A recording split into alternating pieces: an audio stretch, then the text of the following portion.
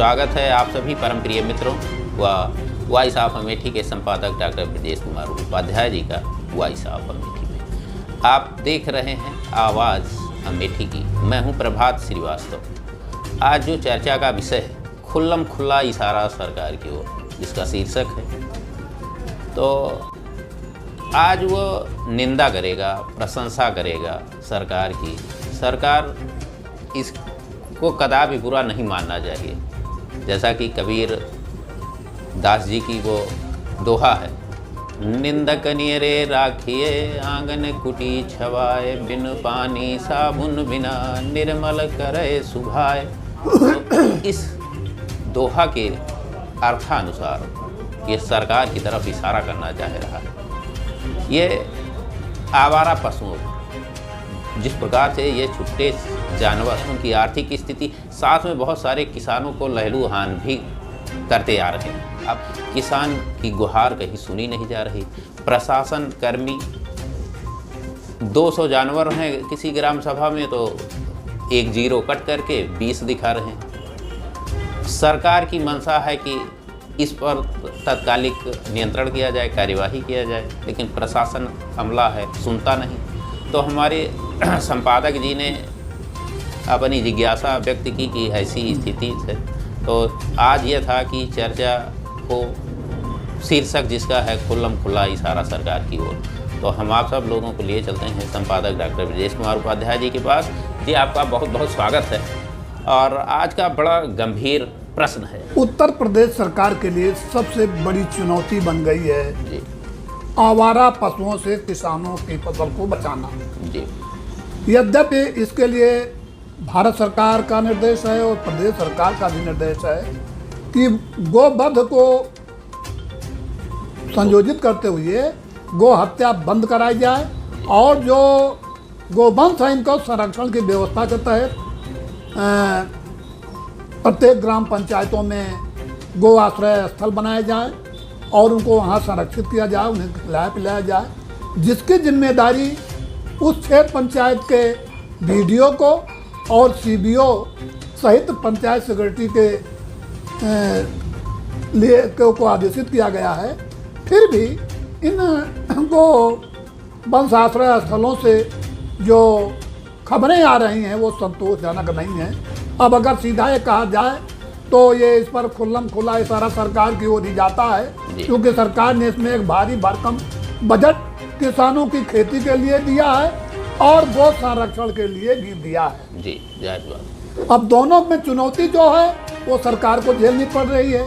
सरकार इसके लिए, चूँकि अगर गोवंश मर रहे हैं तब उसके लिए सरकार जिम्मेदार, किसानों की फसल मारी जा रही तब उसके लिए भी सरकार जिम्मेदार। जो विपक्ष है ये मुखर होता है और यही कहता है कि सब जानवर, सब बाबा के गाय जो है फसल नष्ट कर दे रहे हैं। और कहीं अगर इन आवारा पशुओं की सड़क दुर्घटना मौत हो रही सड़कों पे, तो बाबा की सरकार है भाई, वहाँ गाय मर जा रही हैं। तमाम तरह की आवाज़ इस तरीके से सरकार कटघरे में खड़ी हो जाया करती है।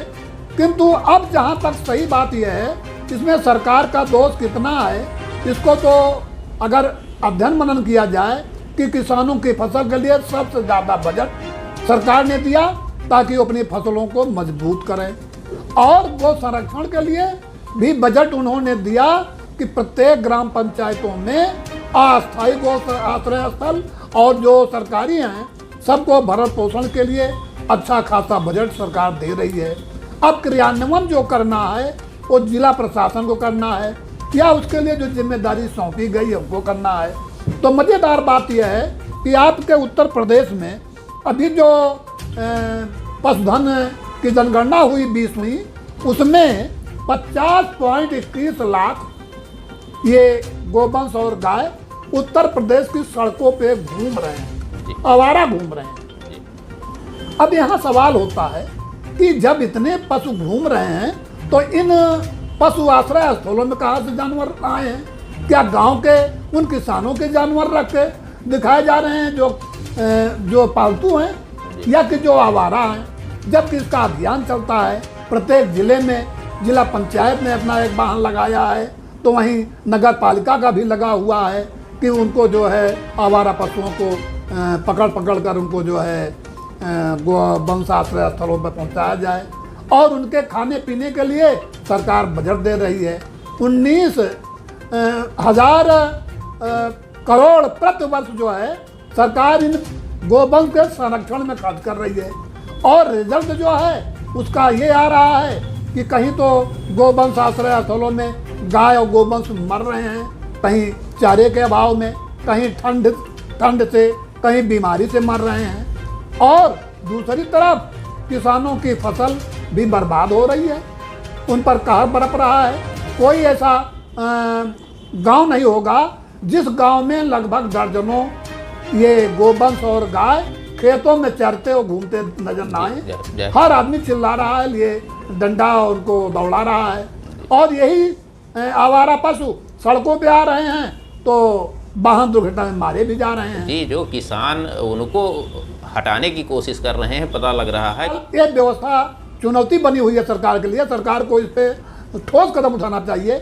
मैं आपको बता दे रहा हूँ कि चुनाव के दौरान जब हमारे जिला अधिकारी राकेश कुमार मिश्रा का आगमन हुआ था, उस समय इतनी सख्ती थी कि इनको गोवंशों को रोका जाए, पकड़ा जाए, गो आश्रय स्थलों ले जाया जाए, कि उनके डर से, उनके भय से तत्कालीन ये अधिशासी अधिकारी सुजीत कुमार सिंह लगभग 2 दर्जन सफाई कर्मी लगाए थे सड़कों पर कि सड़क पर कोई गाय ना दिखाई पड़े, उनको हाथ के अलग कर दो। डीएम साहब की गाड़ी आने वाली है।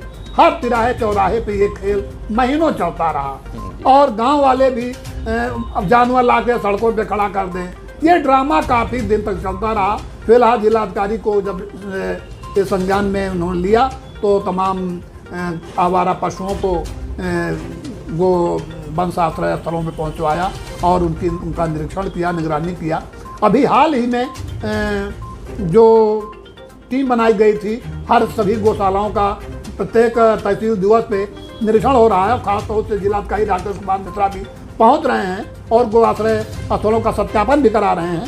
फिर भी कहीं न कहीं से शिकायतें आ ही जाती हैं। अभी आज की ताज़ी खबर है कि आपके तहसील तिलोई के 6 पंचायत सिंहपुर में एक दांदूपुर गांव में गोवंश आश्रय स्थल है, जहां की स्थिति बहुत दयनीय हो गई है। वहां 248 पशु जो है संरक्षित किए गए हैं। उनमें कहीं तो चारे का अभाव है, कहीं भूसा नहीं तो पुआल का भूसा दे रहे हैं, जिससे जानवर बीमार हो रहे हैं। और कुछ ठंडी से कई जानवर तो मर गए। आज भी उनका जब निरीक्षण में हुआ, कोई अखबार के हवाले से वायरल हुआ है कि वहाँ चरही की हालात और मरे और बीमार पशुओं की हालात तमाम इस तरह से जो हैं, जो सरकार की इस विधा व्यवस्था की तरफ उंगली उठाने को मजबूर कर रहे हैं।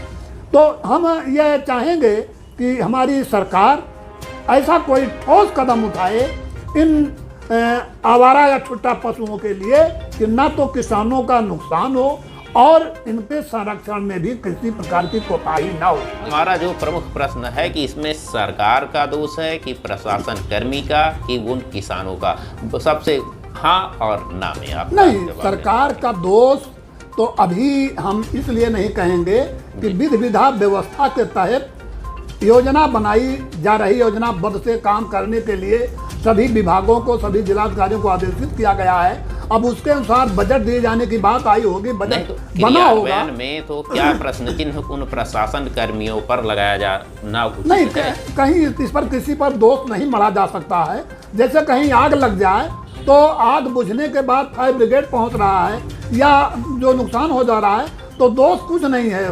उनकी मशीन जब तैयार हुई तो वहाँ आने जाने में समय हुआ, रास्ते में व्यवधान हुआ, वहाँ पहुँचने पर पता चला कि वो जहाँ से पानी लेना है वहाँ कुआं नहीं है, तो तमाम तरह की दिक्कतें बनती हैं। तो इस तरह से जो उनके पास व्यवस्था रहती है उससे तो काम कर जाते हैं।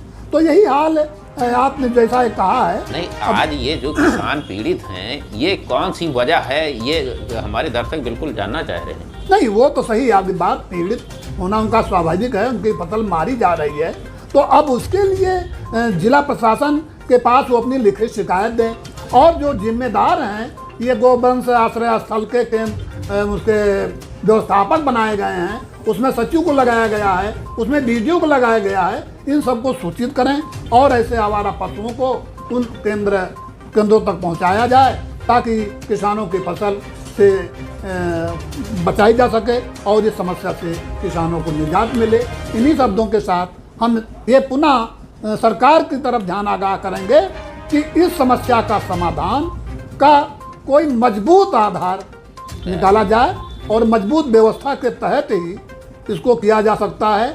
चाहे तो इस पर एक सभी जिलाधिकारियों को आदेशित किया जाए कि आवारा पशु अगर किसानों के परिवार या घर के हैं तो उनको संरक्षित करने का आदेश दिया जाए, और या तो जो गौवंश आश्रय स्थल हैं उनके व्यवस्थापकों को सचेत किया जाए कि वो अपने यहाँ की व्यवस्था में गुणात्मक सुधार करें ताकि न तो पशुओं की जान जाए और न किसानों की फसल मारी जाए। इन्हीं शब्दों के साथ हम आपको आभार व्यक्त करते हैं और कल इसी समय हाजिर होऊंगा।